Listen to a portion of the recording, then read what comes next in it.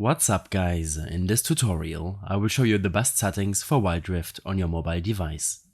This should be quite an easy tutorial. For more information, click on the first link in the description below. In your Wild Rift general settings, you can set a lot of these settings to your personal preference. A lot of the settings will not only come down to personal preference, but also your device performance. For reference, I am using an iPhone 11 Pro Max in this example, and I will set the settings according to its performance. Leave most of the settings to their default values.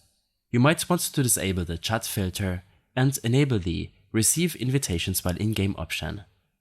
You also have the option to test your network connection when selecting network test. It will show you your ISP delay as well as your match server delay. Your graphic settings will have a lot of impact on the performance and visual quality of your gameplay, and they will heavily depend on your device's performance and your quality performance preferences. The first graphics option should be set to your device performance. Set this option to custom. This will allow you to customize a range of options which would otherwise not be available to you. Cap your frame rate at 60. For low-end devices, you might even want to reduce this to 30 FPS. This will not only fix stuttering and lag, but it will also prevent the game from draining your battery. The graphics quality option should be set to low or medium. Again, depending on your device. I will set this to medium. Set the effects quality to low. Disable post-processing and enable interface animations. On the right hand side, set the resolution option to medium. Enable floating text, and I prefer to disable character inking.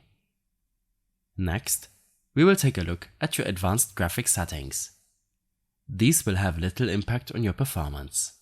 The screen edge offset option should be set to its highest value if you're using a device with a notch as I am.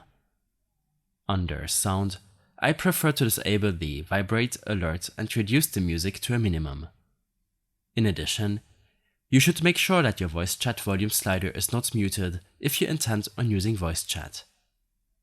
In your other settings, you should enable the microphone option for the same reason. After taking a look at these settings, tap on Controls. You can use the beginner defaults or advanced defaults presets, which should be set according to your game proficiency. When tapping on Customize button layout, you can change your HUD and button layout to your liking. When selecting a button, you have the option to change its position on your screen, as well as the size and edge offset. You even have the option to save different presets when selecting the drop-down menu on the top left of your screen. I suggest playing a game to see what works best for you. The default layout is quite well organized, but you might want to change some specifics.